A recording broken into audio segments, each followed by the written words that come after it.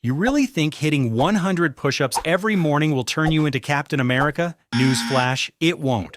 That One Punch Man challenge is just turning you into a math wizard with a completely flat chest. This isn't my opinion, it's the basic science of hypertrophy that elite gymnasts have used for decades to build insane, functional armor without touching a single weight. Stop chasing high numbers and start chasing high tension.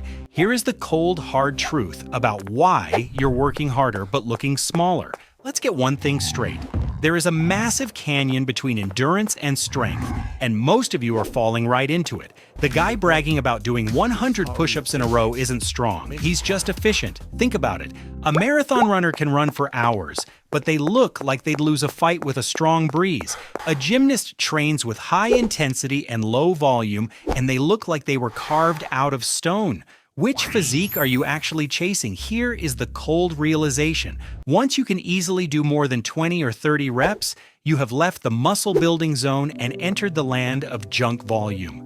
You aren't tearing muscle fibers anymore, you're just flushing them with lactic acid. It feels like work, sure. But thinking that doing 1,000 easy reps will give you a massive chest is like trying to demolish a brick wall by hitting it with a spoon 10,000 times. You'll be exhausted, you'll be sweaty, but that wall is still standing. You are essentially doing floor cardio and expecting a bodybuilder's result. Stop confusing tiring yourself out with training. If the rep doesn't challenge your structural integrity, it's just a warm-up for your ego. Here is the cold, hard truth about progressive overload. Your muscles are blind. They cannot count to 100, and they certainly don't care about your 30-day streak. All they understand is mechanical tension. That is the only language spoken by your biology. If you are doing sets of 50 reps without your arms shaking, you aren't sending a biological signal to grow. You are sending a signal to become efficient. And efficiency is the absolute enemy of muscle growth. Once your body adapts to a movement, it stops building armor and starts building endurance. That is why the guy doing 1,000 push-ups a day looks like a marathon runner, not a Spartan. Now, in a traditional gym, progressive overload is lazy. It's idiot-proof. You just pick up a heavier piece of metal, it requires zero thought. But in calisthenics, we don't use iron, we use physics, we use leverage. It is mental gymnastics as much as physical. You have to manipulate angles to make your own body weight feel twice as heavy. It forces you to be smarter than the iron. If you are just going through the motions, rep after rep, without changing the leverage, you are just playing games with gravity, and gravity is winning. You need to create enough tension to literally tear muscle fibers, not just get your heart rate up. If it feels easy, you're doing it wrong. I know exactly what your next excuse is. If I just need mechanical tension, why don't I just go to the gym and bench press? You could, but here is the difference between looking strong and being useful. Traditional weightlifting is built on isolation. You sit on a padded seat, you isolate a muscle, and you push. The machine does the stabilizing for you. Your core is practically taking a nap. You are building a body that is a collection of separate parts, like a Frankenstein monster. It looks impressive until you ask it to move. Calisthenics is different. It forces integration. Here is a truth bomb. Every single calisthenics exercise is a core exercise. When you do a heavy bench press, the bench supports your spine. When you do a proper push-up, you support your spine. You are essentially holding a weighted plank against gravity. Your abs, your glutes, and your quads have to fire in perfect synchronization just to keep you from collapsing. And then there is mobility. We have all seen that gym bro who is so big, he can't scratch his own back. He has raw power, but he has the mobility of a rusty door hinge. Calisthenics demands full range of motion. You aren't just pumping blood into the muscle. You are teaching your joints to move freely under load. This is why gymnasts look like Greek statues and move like ninjas, while strict powerlifters often walk like they are made of wood.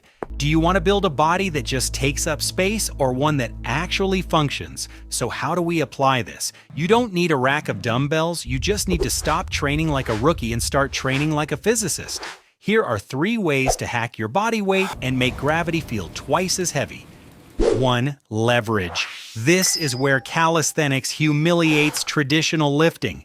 In the gym, if you want to get stronger, you add another plate. Boring. In calisthenics, we change the angle. Take the standard push-up. If you can do 50, congratulations, you are good at warming up.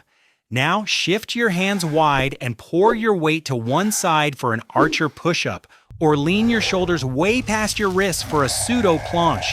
Suddenly, that same body weight feels heavy enough to crush you. You are manipulating your center of gravity to drastically increase the load on your muscles without buying a single piece of equipment. It's smarter, it's harder, and let's be honest, it looks a hell of a lot cooler than lying on a bench staring at the ceiling. 2. Tempo. Stop rep chasing like a hyperactive teenager. Most of you look like chickens pecking for food, fast, jerky, and completely momentum-based. Kill the momentum, slow down. I want a brutal 3 to 4 second descent on every single rep. Feel the fibers stretching and tearing under the tension. This is eccentric loading, and it is where the real growth happens. If you aren't shaking violently by rep 8, if your muscles aren't burning as if they are on fire, you are moving too fast. You are letting gravity do the work for you. Make every inch of the movement a battle. 3. Go unilateral. This is the ultimate ego check. If 2 hands are too easy, take one away. Moving towards a one-arm push-up progression doesn't just double the weight on your chest and tricep, it forces your entire body to stabilize against rotation. It turns a simple chest exercise into a full-body war. A 200-pound bench press is impressive, sure, but a strict one-arm push-up, that is mastery. It proves you own your mass. So before you complain that bodyweight training is too light, ask yourself, can you lift yourself with one arm? I didn't think so. Stop treating your workout like a math class. The number 100 looks good on paper, but your muscles don't read, they only feel. Real growth doesn't come from the reps you can breeze through while watching TV, it comes from the ones that make you question your life choices. This is the upgrade your body has been waiting for. It is time to stop chasing high scores and start chasing high intensity. Just you, gravity, and the discipline to do it right.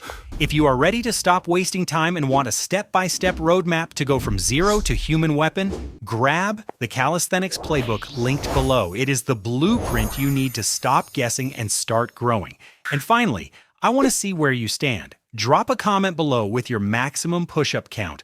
But I am warning you, if your form looks like a worm doing the worm, or your hips are sagging like a hammock, cut that number in half before you type it. Let's see who is actually strong and who is just good at counting.